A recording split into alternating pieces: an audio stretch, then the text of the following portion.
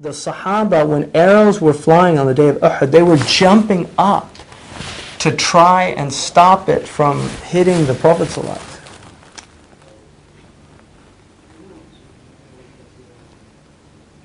So that level of love.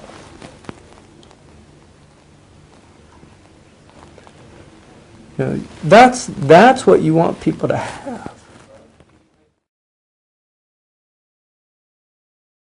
Bismillah ar-Rahman ar-Rahim. Maulid has three meanings in Arabic. It's a verbal noun which indicates just a birth. And then it's also a noun of time and a noun of place. So the Maulid is, if you mean a place, it's the physical place the Prophet was born. That's called ism makan. And then Maulid is the 12th of Rabi' al-Awwal, is the time that he was born in. But the Maulid, which is the masdar, the verbal noun, that's just his birth. And that everybody has to celebrate. You can debate about time and place, but everybody has to celebrate the birth. In other words, they have to feel joy that he was born. And they should do that every day. I mean, we should have that feeling of joy every day. So celebrating it in the month of Rabi' al-Awwal is something that was introduced in the 7th century. And that's debatable. I really don't have a problem with scholars that don't agree with that position, and I don't think people should get fanatical about it. But the majority of scholars have always felt it was a good thing because, I mean, if you have an alarm clock that wakes you up for Fajr, that's a bid'ah. It's an innovation. But if that's what you need to get up for Fajr, then that's what you use. Now, if you're living a life in which the qualities of the Prophet ﷺ are absent from it, which is the state of the Muslim Ummah, we don't even have exemplars anymore. We don't have ulama walking around that remind you of the Messenger of God in their character, in their behavior. And so it is good to take time throughout the year. I mean, I think it's good to do it throughout the year, to read the Shama'il, the qualities of the Prophet ﷺ from Imam al-Tirmidhi, to read the Seerah of the Prophet. And it's certainly good for people to get together and hear people that have spent their life studying these things to share with us the fruit of a lifetime of reflection, of prayer on the Prophet ﷺ, of love of him, and they share it with others because it's infectious. That you might get infected with this desire to learn more. And that's why I think it's a really good thing. But I don't think it should be a point of dissension amongst Muslims. I'm adamant about that. I just feel that people should do what they're comfortable with. And those of us that are comfortable with the proofs that we have and the scholars that have given us that, then that's what we do.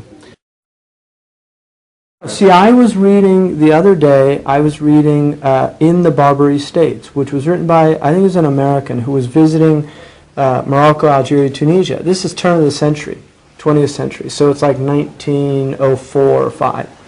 And this is still Ottoman, period. So he said that when he was in Tunisia, he was there for the month of Rabi' al-Awwal. And he described the festivities, the fact that there were candles lit all through the souk. And he said it was amazing. People put out in their houses lanterns. They spread candy to the children. Like they would walk and they would, spread the candy for the little children. And then there was all of these gatherings. And he said it went on for days. And that is the way the Ummah used to be. I mean, there was a lot of love shown. And the thing is, the Prophet ﷺ said in a hadith that Imam al-Tabarani relates, he said, "Allimu awladukum thalatha khisal." Teach your children 3 qualities. Khasla is a quality that a person has. Teach your children 3 qualities. The first one, hubb nabiyyikum, love of your Prophet. The first one. And the second one is love of his family. And the third is to recite the Quran. He didn't say love of recitation of the Quran because children have a hard time reciting the Quran. Teach them how to do it and then they'll grow to love it. But now how do you teach somebody to love somebody? Do you see? I mean, how do you do that? Well, there's a number of ways that it can be done. For me, for instance, one of the things that I do is I have moments of gratitude with my children where I will remind them, isn't it wonderful that the Prophet ﷺ came to teach us how to eat? Look, we know how to eat. Isn't it wonderful that the Prophet ﷺ came to teach us how to pray? He taught us to open our hands like this. Isn't that amazing? We wouldn't have known that. Who would have known that to do that? But he taught us how to do that. Isn't that wonderful? And then just reminding them of that. I take them on Friday. We go to the Jumu'ah, my 3 older boys. And after we go to have an ice cream. Because I want them to associate Jumu'ah with a sweet thing. Like, it's exciting. And so they're looking forward to Friday. And then we talk about the khutbah. So I sit with them and we talk about it. And we talk about the Prophet ﷺ. And then I ask them things.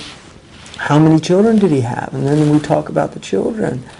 And what was Ruqayya like? What was Zainab like? What was Kulthum like? What was Ibrahim like? And Khadija, our mother Khadija. And just doing that. And this has to be consistent. You can't just do it once or twice.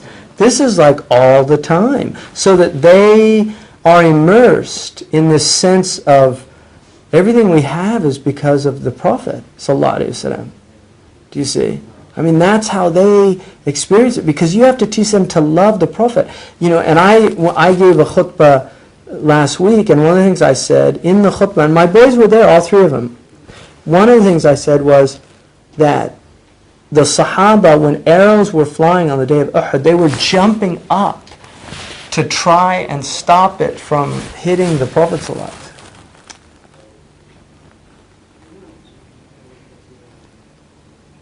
So that level of love,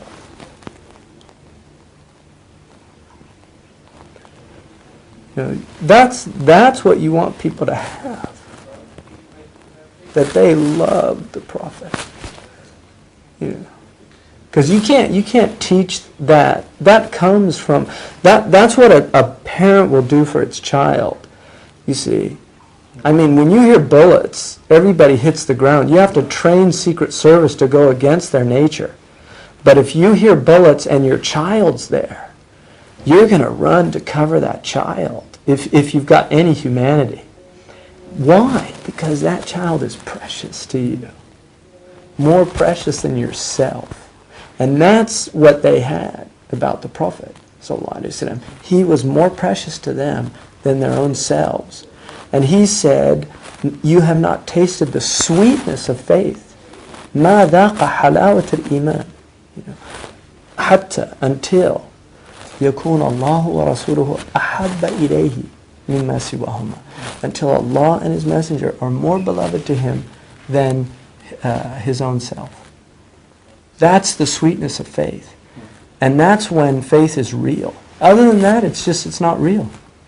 It's just, we can have faith, but it's more like a lip service. Do you see? And that's why teaching our children, especially in these lands, like in England and America, when do they experience it? When do they see, the beauties of Islam? When? And so, to deny the importance of these things is really insane, I think. That's my opinion.